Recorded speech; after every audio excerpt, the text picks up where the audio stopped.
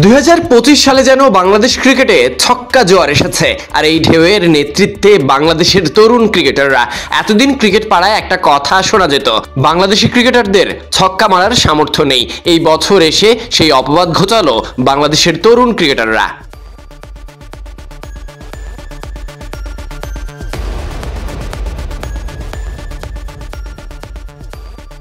2025 সালে টেস্ট খেলুড়ে 12 দেশের মধ্যে সবচেয়ে বেশি ছক্কা বাংলাদেশের। চলতি বছরের প্রথম 7 মাসে 100টি ছক্কা মেরেছে বাংলাদেশ, আর তাতেই সবার উপরে এখন টাইগাররা।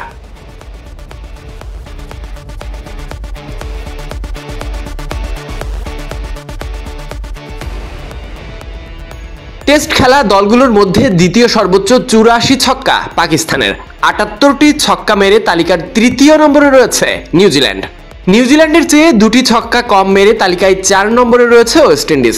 তাদের ছক্কার সংখ্যা 76টি।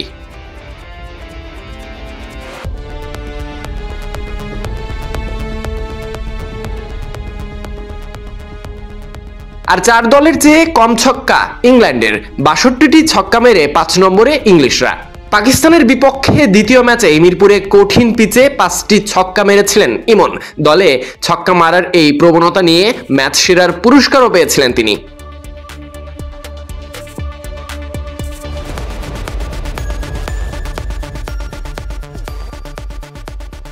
2006 সাল থেকে টি-20 খেললেও বাংলাদেশ ইনিংসে 10টি বা এর বেশি ছক্কা 6 বার মেরেছিল 2018 সালে। সেবার শ্রীলঙ্কার বিপক্ষে 12 ছক্কা মেরেছিল বাংলাদেশ। এরপর আরও 8 বার ইনিংসে 10টি করে ছক্কা মেরেছে বাংলাদেশ, যার 7টি গত 2 বছরে। তরুণ ক্রিকেটারদের হাত ধরে বদলে যাচ্ছে বাংলাদেশ ক্রিকেট। এই তরুণদের নিয়েই নতুন করে স্বপ্ন দেখতে পারে বাংলাদেশ।